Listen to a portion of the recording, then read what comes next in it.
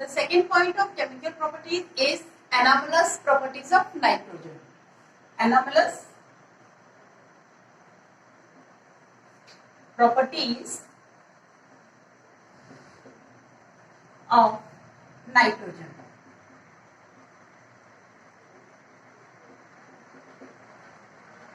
Till now we know about the group properties. Okay, all the members of single group or same group and all the members of any group possess same properties. Physical properties में कुछ variation आते हैं, periodicity मिलती है, but उनकी chemical properties में भी बहुत रिजेम्बलेंस होती है, बहुत सिमिलरिटीज होती हैं. But the first member of each group from the P block element, they possess some anomalous behavior, some properties different from the other members of the group. Okay, so why they are having anomalous such type of different properties, or they show anomalous behavior. Okay, why and which type of properties? Okay, so first we will discuss the reason behind this anomalous behavior. Okay, so by taking nitrogen, the example of nitrogen. Nitrogen is the smallest element in among all the members. Okay, so due to small size and non-availability of d orbital, nitrogen behaves differently from the other members. Okay, सारी properties different नहीं है, कुछ properties different हैं जो कि बाकी members show नहीं कर रहे हैं. तो उसका रीजन क्या है? फर्स्ट तो ये कि उसका साइज बहुत छोटा है, तो स्मॉल साइज की वजह से और जो भी प्रॉपर्टीज होती हैं और जो भी कैरेक्टर अराइज होते हैं उनके बेस पर हम प्रॉपर्टीज डिस्कस करेंगे. और सेकेंड, उसमें डी ऑर्बिटल्स की एब्सेंस है. तो ये दो मेन रीजन है. Okay, so first reason is smaller size and second reason is non availability of d orbital और d subshell. ये दो मेन रीजन है. तो साइज स्मॉल होने से क्या होता है? ऐसे कौन से फैक्टर्स हैं जो अफेक्ट हो जाते हैं स्मॉलर साइज की वजह से? ओके, या अराइज हो जाते हैं स्मॉलर साइज की वजह से. So due to smaller size nitrogen is highly electronegative.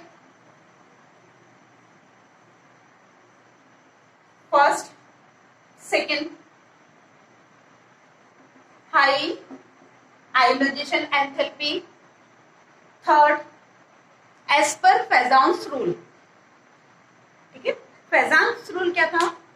Fajans rule में ये था जितना छोटा एनायन, नाइट्रोजन नॉन मेटल है. Okay, so preferentially it form anion. Okay, so छोटा एटम है मींस एनायन भी पूरे ग्रुप में सबसे छोटा होगा इसका. तो जो छोटा एनायन है वो डिस्टॉर्टेड कम होगा, कैटायन के थ्रू उसका डिस्टॉर्शन कम होगा, उसका क्लाउड कम अट्रैक्ट होगा. It means it has less covalent character. तो जो भी नाइट्रोजन यदि नाइट्राइट के फॉर्म में या नाइट्रोजन यदि आयनाइन के फॉर्म में कहीं किसी कंपाउंड में है तो उसमें कोवेलेंट कैरेक्टर के कंपैरिजन में आयनिक कैरेक्टर ज्यादा होगा. Okay, so and they form mostly it's compounds having ionic character. Okay, ionic character में ज्यादा होगा. ठीक, और क्या इसमें हो सकता है?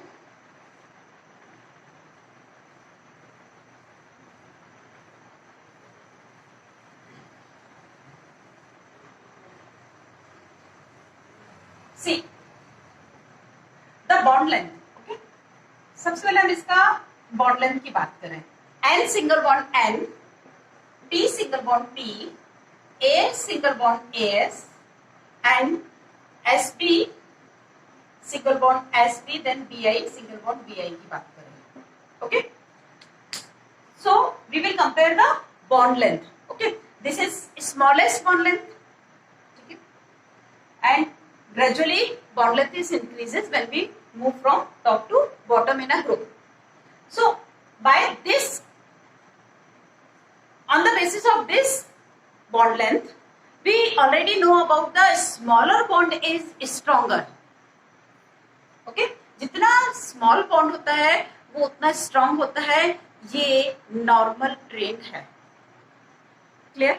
But in case of nitrogen, though it is smallest but it is less stable than this bond. इस बॉन्ड से ये कम स्टेबल होगा छोटा बॉन्ड होने के बावजूद भी. क्यों? Because the nitrogen size is small, so the 5 electrons remaining after bonding, after sharing one electron, it has 4 more electrons. Okay, so these 4 electrons are exist in smaller area. Okay, in case of phosphorus, इसका size बड़ा है तो वही 4 electrons और lone pair electrons ज्यादा area में spreaded हैं, तो definitely density of electron is higher in nitrogen. Okay, so यहां पर इस क्लाउड की डेंसिटी इससे ज्यादा है, तो डेफिनेटली इंटर इलेक्ट्रॉनिक रिपल्शन भी अराइज हो जाएगा. बॉन्ड तो अट्रैक्शन के लिए बना, बट इंटर इलेक्ट्रॉनिक रिपल्शन जो कि नॉन बॉन्डेड इलेक्ट्रॉन है उनसे ज्यादा हो जाएगा. तो बॉन्ड एंथैल्पी और bond dissociation enthalpy of nitrogen is less than phosphorus. हम यहाँ सिंगल बॉन्ड की बात कर रहे हैं. नाइट्रोजन नाइट्रोजन सिंगल बॉन्ड छोटा होने के बावजूद भी वीक है, तो due to the inter electronic repulsion. Okay, and when we discuss about the melting point और intermolecular force of attraction, so nitrogen exist in diatomic form but phosphorus is present in P4 tetraatomic form. Okay, so atomic size is larger in phosphorus and smaller in nitrogen. So as much as the surface area of molecule, their association will also higher. Okay, intermolecular force of attraction is also higher. So the melting point of phosphorus is higher than, much more higher than nitrogen. Okay, so why it is exist in diatomic and it is in tetraatomic form? एक question अभी आ गया हमारे पास, क्यों nitrogen diatomic है? या हम दूसरा question भी इसमें अराइज कर सकते हैं. Nitrogen at room temperature exist in gaseous state but phosphorus at room temperature found in solid state. क्यों इतना डिफरेंस? एक बिल्कुल गैसियस स्टेट में, एक सॉलिड स्टेट में है, बीच का तो कोई रोल ही नहीं है. तो ऐसा क्यों? क्योंकि ये डायटोमिक है. अब क्यों डायटोमिक है? Because it's valency is satisfied by forming triple bond. Okay, but it can't form multiple bond easily. Even phosphorus में तो मल्टीपल बॉन्ड नहीं बनेगा. Reason, in nitrogen 2p orbitals are bonded with each other. इसका भी 2p, इसका भी 2p bonded हो रहा है, और 2p bonding is much more stronger than the 3p bonding. ये बहुत वीक है, टूट जाएगी, ये जल्दी बनेगा और स्टेबल होगा. It means p bonding found in nitrogen, that's why they form multiple bond. ये पाई बॉन्डिंग की बात है, तो ये पाई बॉन्ड बनाता है. ये दो एटम आपस में पाई बॉन्ड नहीं बना पाते हैं क्योंकि 3p ऑर्बिटल्स है, 3p की एनर्जी ज्यादा है, 3p का साइज बड़ा है 2p की कंपैरिजन में. जितने बड़े ऑर्बिटल्स बॉन्ड में इन्वॉल्व होते हैं उतना ही वीक बॉन्ड होता है. जितने हायर एनर्जी के ऑर्बिटल्स इन्वॉल्व होते हैं बॉन्ड फॉर्मेशन में, so bond will be formed weaker, उस समय वीक बॉन्ड बनेगा. तो ये इसीलिए इनकी वैलेंसी यही सेटिस्फाइड हो गई, बट फॉस्फोरस के केस में नहीं हो पाती. तो फॉस्फोरस क्या करेगा? मोर फॉस्फोरस के साथ में, एटम के साथ में कंबाइन होगा with the help of single bond. ठीक है, तो एक बात और निकल के आई कि इसके पास d ऑर्बिटल है ही नहीं, तो ये p पाई d पाई या d पाई बॉन्ड नहीं फॉर्म कर सकता है. बाकी मेंबर्स जो है वो p पाई या d पाई बॉन्ड फॉर्म करते हैं. सॉरी, बाकी जो मेंबर्स हैं वो पी पाई डी पाई और डी पाई बॉन्ड फॉर्म कर सकते हैं, ओके, हायर मेंबर्स, बट ये सिर्फ पी पाई बॉन्ड फॉर्म करता है। डी करेगा कैसे, इसके पास तो डी है ही नहीं, ठीक है। और लास्ट पॉइंट वो ये कि नाइट्रोजन के पास उसका कॉन्फ़िगरेशन क्या है, 2 5, okay, so 5 electrons are distributed in 2s2 2p3, okay, and second shell does not have any d orbitals, okay, इसके पास d नहीं है, so when it want to form a bond like this, its configuration is this and d नहीं है, means ये तो excite हो ही नहीं सकता है, मतलब मैक्सिमम से मैक्सिमम यदि ये पूरी तरह से भी इन्वॉल्व होना चाहे तो सिर्फ 4 ऑर्बिटल्स इसके इन्वॉल्व हो सकते हैं, 1s and 3p. So total number of orbitals involved for the bonding is only 4. That's why its valency is restricted to 4. सिर्फ 4 तक इसकी वैलेंसी हो सकती है, कोवैलेंसी, सॉरी वैलेंसी नहीं, कोवैलेंसी, इसकी कोवैलेंसी 4 तक एक्सेप्ट कर सकती है, but in case of other members they all having d orbital, so the s electron is jumped to the d orbital. By this way they have 5 unpaired electron and their valency is also exceeded from the 4 to 5 or 6 also, इन उनकी covalency बढ़ती जाएगी, okay. मैं एक और आपको बता देती हूँ वैलेंसी और कोवैलेंसी में। वैलेंसी में जितने भी उसके अनपेयर्ड इलेक्ट्रॉन्स होते हैं वो शेयर करने के लिए बॉन्ड बनाते हैं किसी से, या ट्रांसफर ऑफ इलेक्ट्रॉन जितने भी उनका होता है, तो बट कोवैलेंसी में कितने वो सिंगल बॉन्ड से अटैच है वो इसकी कोवैलेंसी कहलाती है।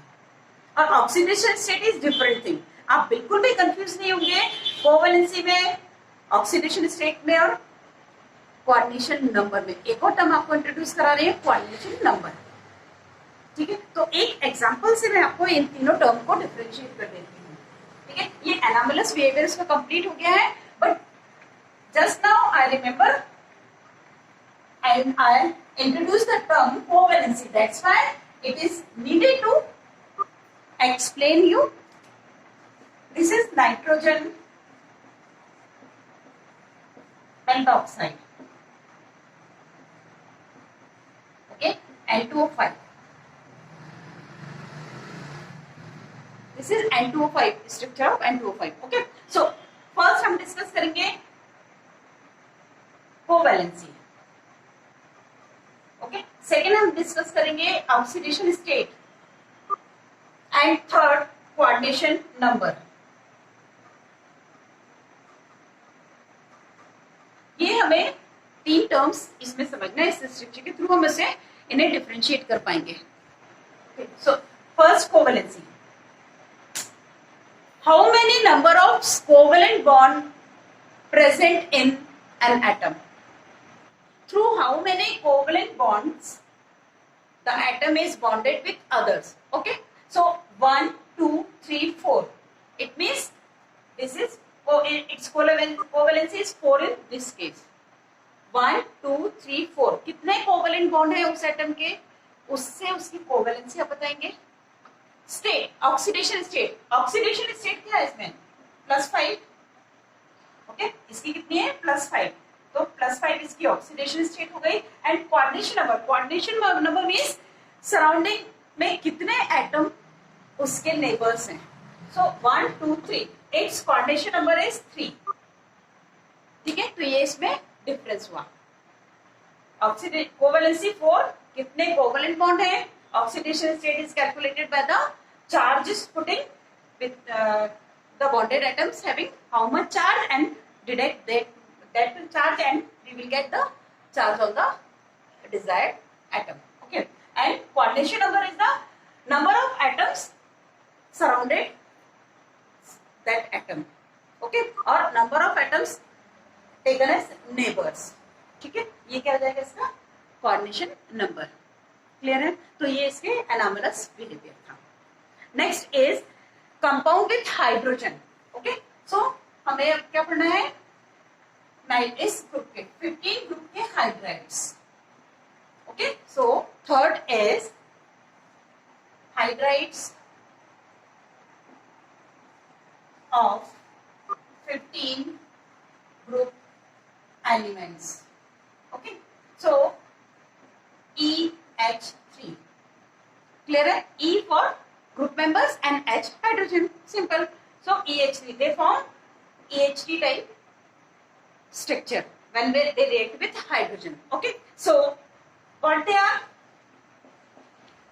NH3, PH3, ASH3, SPH3 and DIH3. Okay, so सबसे पहले हम इनकी स्टेबिलिटी की बात करें.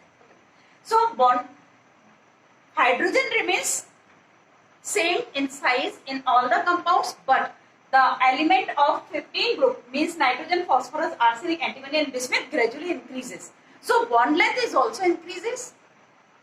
साइमल्टेनियसली इनकी बॉन्ड लेंथ भी बढ़ती जाएगी. क्यों? क्योंकि सेंटर एटम ही आपको बड़ा हो रहा है. ये सेंटर एटम है, ये नाइट्रोजन है, ये फॉस्फोरस है, आर्सेनिक है, एंटीमनी और हाइड्रोजन तो सबके साथ में उसी साइज का ही है. तो क्या हो रहा है? Distance from the nucleus to nucleus है ना, ये इंक्रीज होती जा रही है. Means bond length gradually increases. So first is bond length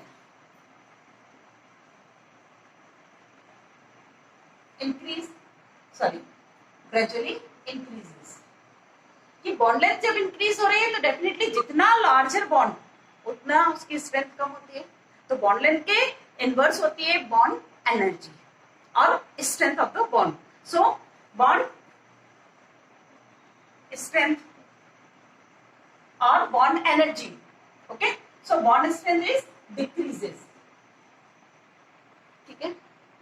next is bond angle. Bond angle जब हम लेफ्ट टू राइट जा रहे हैं तो इनके बॉन्ड एंगल में क्या डिफरेंस आएगा बहुत अच्छे से समझिए. सपोज हम नाइट्रोजन की बात कर रहे हैं. नाइट्रोजन में अमोनिया, ठीक है, एंड PH3.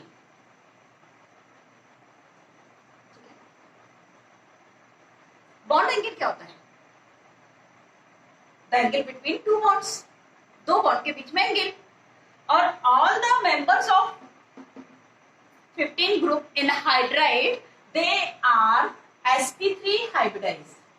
sp3 hybridized है means one sp3 orbitals having lone pair and 3 bonded with the hydrogen atom because they have unpaired electron. So sp3 hybridized orbitals having 109 angle. But as per VSEPR theory, VSEPR theory, valence shell electron pair repulsion theory. So VSEPR theory की वजह से lone pair bond pair repulsion ज्यादा होगा. ठीक है, जिस वजह से बॉन्ड थोड़ा सा रिपेल किए जा रहे हैं बॉन्ड पेयर, तो बॉन्ड एंगल कम हो जाएगा. मतलब 109 से तो रिड्यूस होगा. इतना क्लियर हुआ? अब ठीक है, सबका 109 तो नहीं होगा, 109 से कम है, हमने एक्सेप्ट किया. बट इनमें क्या ट्रेंड चलेगा हमें ये डिस्कस करना है. So nitrogen is highly electronegative among all the elements in group. So nitrogen attracts the lone pair electrons towards. Means इस बॉन्ड में बीच में होना चाहिए, इस बॉन्ड में बीच में होना चाहिए. तो नाइट्रोजन की electronegativity is higher than phosphorus. That's why it attracts the electron, attracts the shared pair of electron towards itself. And ये पेयर यदि इस तरफ शिफ्ट हो रहा है, मतलब बीच में ना होके यदि वो यहां शिफ्ट हो रहा है, तो ये लोन बॉन्ड पेयर और ये बॉन्ड पेयर सब आपस में पास हो रहे हैं, तो डेफिनेटली इनमें रिपल्शन ज्यादा होगा. यहां तो ये पीछे है और एटम का साइज भी बड़ा हो गया है, तो डेफिनेटली दूर हो रहे हैं. और इलेक्ट्रोनेगेटिविटी यहाँ पर फॉस्फोरस की नहीं है उतनी जितनी नाइट्रोजन की थी, तो डेफिनेटली वो उस तरफ ऊपर नहीं आए हैं. मतलब यदि हम इस स्ट्रक्चर को देखें, लोन बॉन्ड पेयर यहाँ होना चाहिए, फॉस्फोरस में तो है, बट नाइट्रोजन के ऊपर शिफ्ट हो रहे हैं. तो ये और ये इन दोनों बॉन्ड के पेयर यहाँ आ गए, तो डेफिनेटली पास होने से उनमें रिपल्शन ज्यादा होगा. So bond angle in ammonia 10.3 H3 here 93 point something approximately मुझे याद नहीं है, but near about 93, and here 91.8 and here 91.3 something, है ना। अब यहाँ क्यों नहीं है? बिस्मिथ हाइड्राइड के बहुत सारे डेटा नहीं मिलेंगे आपको। रीजन, क्योंकि ये स्टेबल बहुत कम है। क्यों? इतना बड़ा एटम, उसके न्यूक्लियस से छोटे से हाइड्रोजन की डिस्टेंस बहुत ज्यादा है, बहुत ज्यादा बॉन्ड लेंथ है, तो बहुत वीक बॉन्ड है, इसलिए बिस्मथ हाइड्राइड बहुत ज्यादा स्टेबल नहीं है।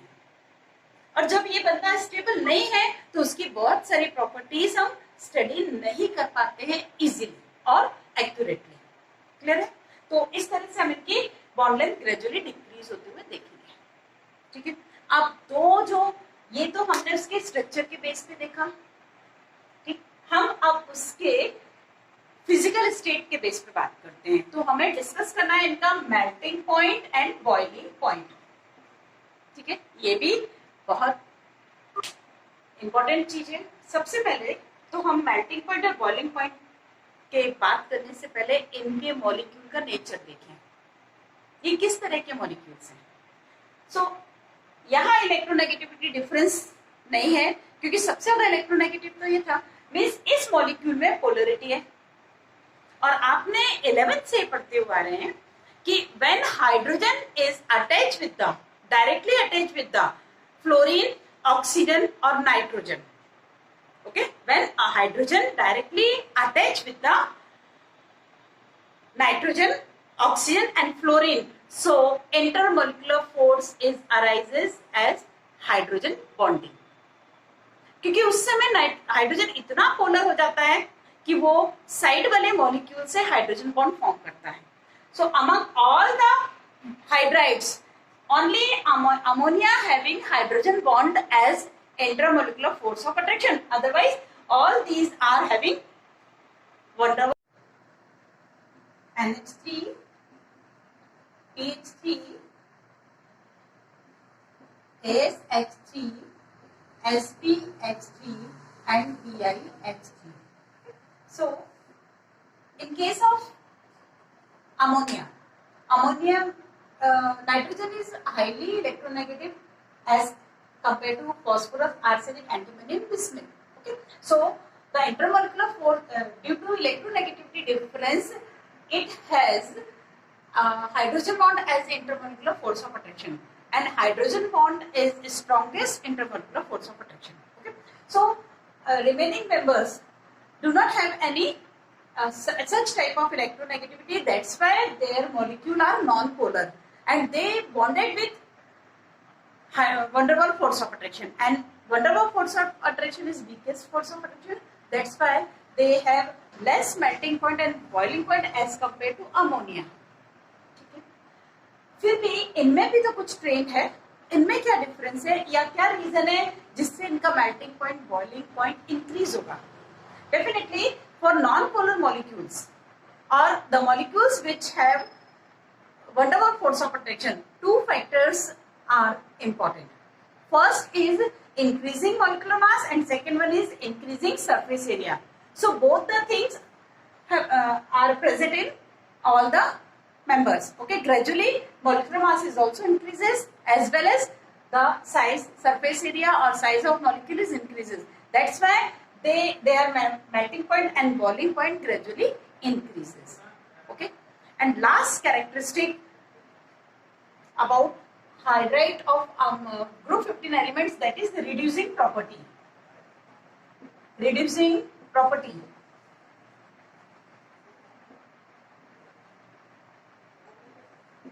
okay, so the size of bond is increases gradually। okay, and BiH3 having largest bond length। okay, so bond dissociation enthalpy is lowest in BiH3 and bond is weakest among all the B element or H। EH bond सबसे ज्यादा week किसमें है? Bismuth hydride में।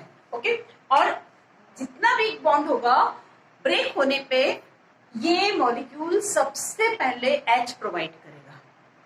Okay, the species which easily liberate H plus, sorry, which easily liberate hydrogen.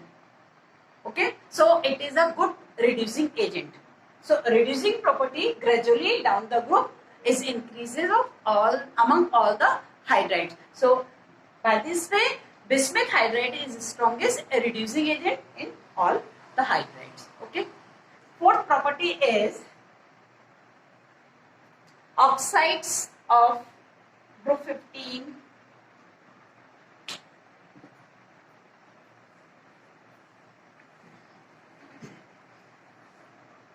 Fourth is oxides of group 15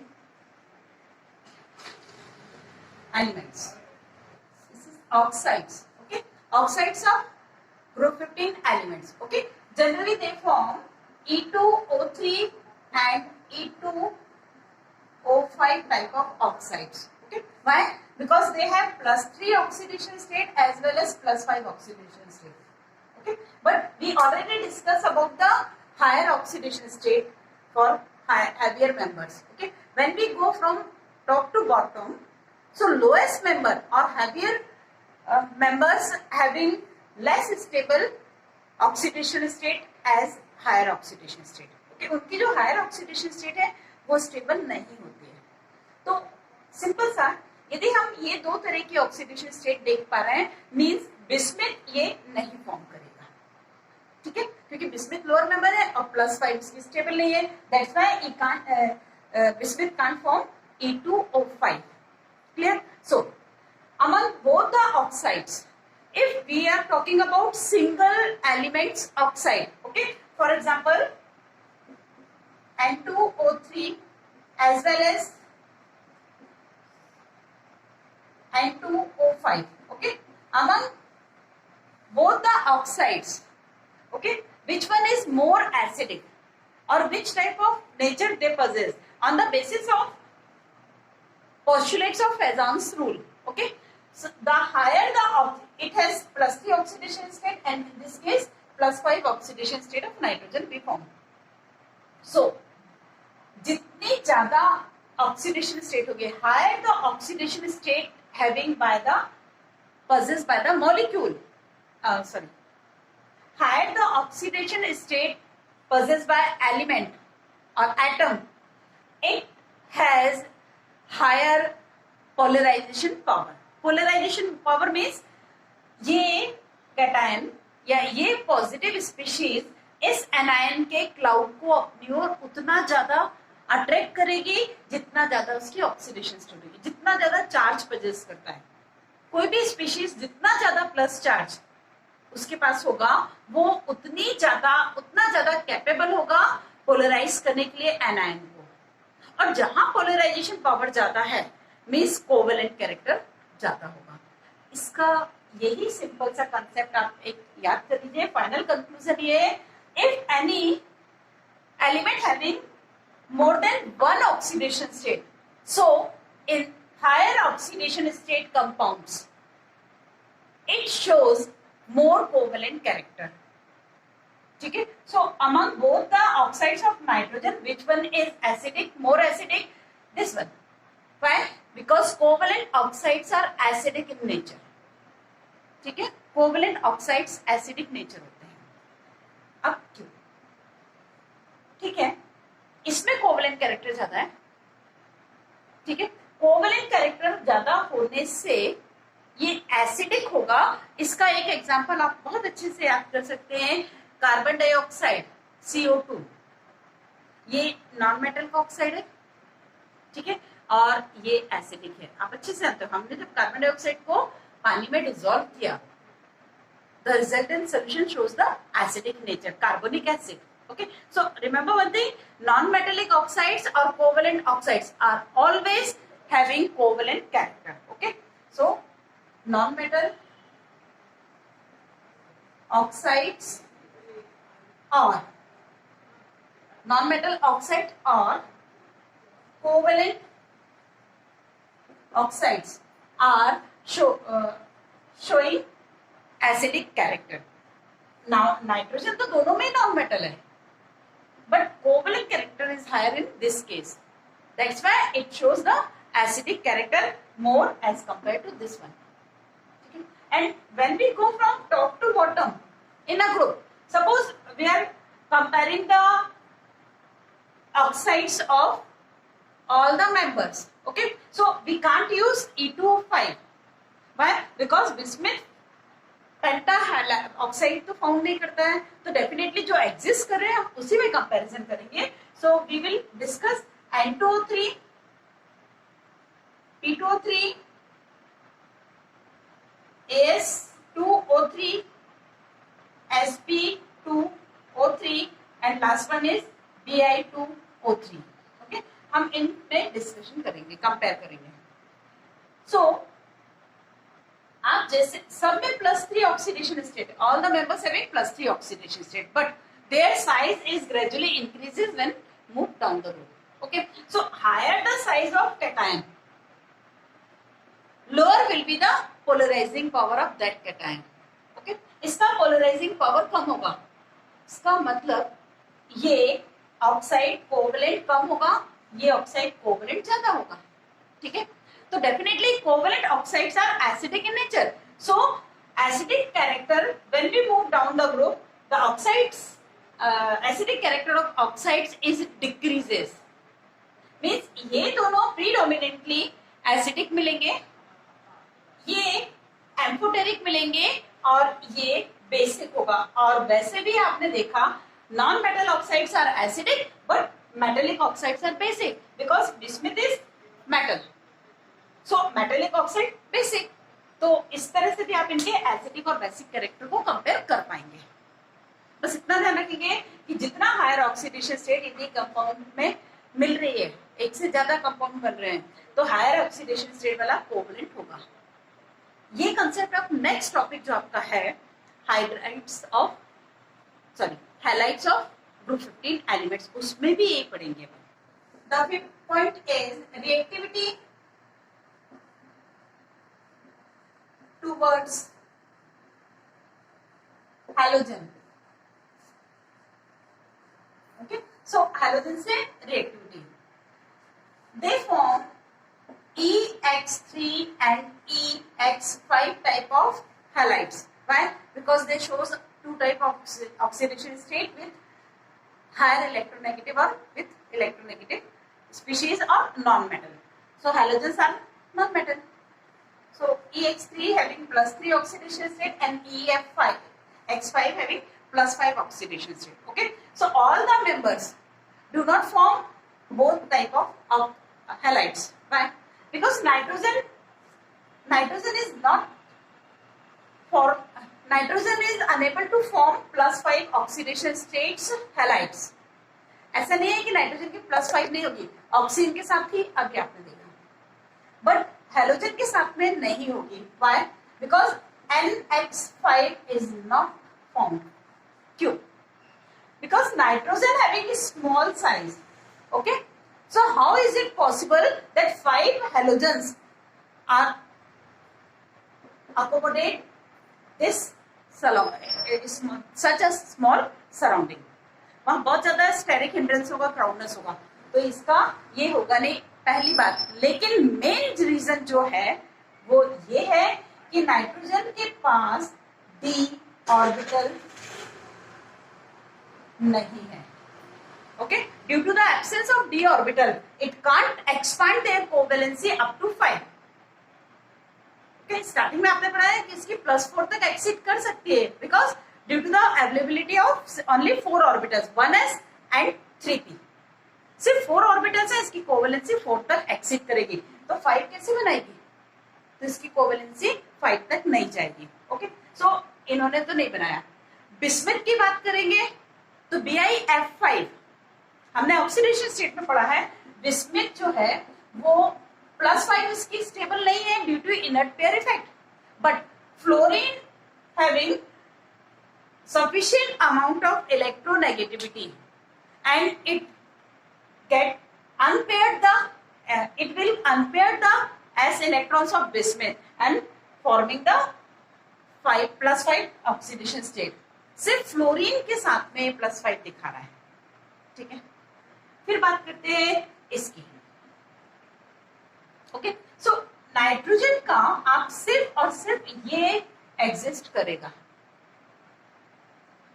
सिर्फ ये क्यों exist करेगा? Nitrogen is very small size of atom. Okay, छोटे से एटम के चारों तरफ यदि हम हैलोजन को रख रहे हैं, सपोज हमने यहाँ सोचा हम यहाँ क्लोरीन प्लेस करते हैं या ब्रोमीन प्लेस करते हैं, तो हैलोजन का अपना साइज और उसके अपने लोन पेयर, तो स्टेरिक हिंड्रेंस की वजह से क्या होगा, ये स्टेबल नहीं है। और दूसरा, इन हैलोजन से फ्लोरीन को यदि छोड़ दें, सॉरी ये 3 है, यदि हम फ्लोरीन को एग्जाम कर दें थोड़ी देर के लिए, तो यहाँ पर बाकी सभी हैलोजन से नाइट्रोजन ज्यादा इलेक्ट्रोनेगेटिव है और इलेक्ट्रॉन क्लाउड तो इसकी तरफ शिफ्टेड रहेंगे। तो आप इमेजिन कर सकते हो नाइट्रोजन के पास कितना ज्यादा क्राउडनेस है। स्टेरिक क्राउडनेस मतलब हिंड्रेंस मींस इलेक्ट्रॉनिक रिपल्शन। तो ये नहीं एग्जिस्ट करेंगे, सिर्फ ये एग्जिस्ट करेगा। उसका रीजन N और F के बीच में इलेक्ट्रोनेगेटिविटी डिफरेंस किस तरफ जा रही है, फ्लोरीन की तरफ, मतलब और इलेक्ट्रॉन्स क्या हो रहे हैं, दूर हो रहे हैं।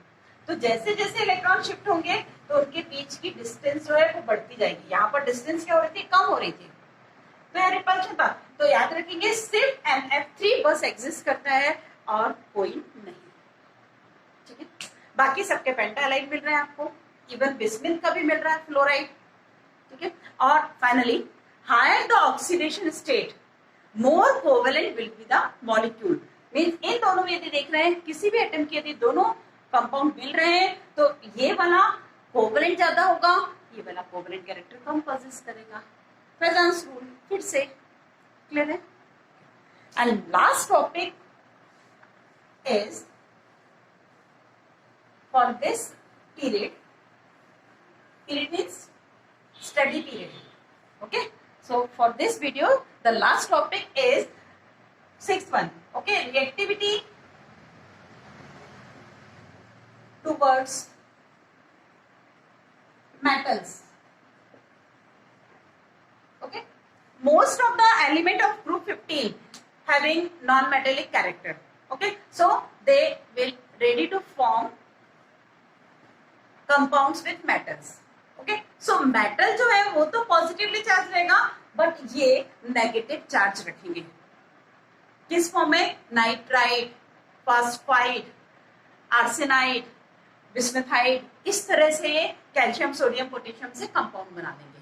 ओके, तो ये तो हमेशा नेगेटिव चार्ज कैरी करेंगे यदि हमने प्योर मेटल या स्ट्रॉन्ग मेटल को लेके आए।